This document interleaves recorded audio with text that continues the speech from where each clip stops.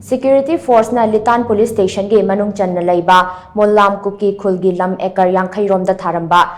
Pambi Shing Yanthattuna Manghankhre HAIRI Police tagi fangba pau amana hai Operation aduda popi thariba mafam aduda saramba loktang shang marisu mai thadoktuna manghankhe Operation adu Ukhrul District Police Taruk Suba Manipur Rifles Indian Army amasung Forest Department na punna chathakibane Pambi Shing Yanthattuna Manghankhiba asiga mari leinana Chief Minister Nongthombam Birena su security personnel sing adubo thagat pafongdorakle Chief Minister Nongthombam Birena social media da thagalakpa post amana hai War on drugs ki saruk ama oina security force na kathokpa amaga loinana lokhalak libak khongthang sing asi thagat ningai ni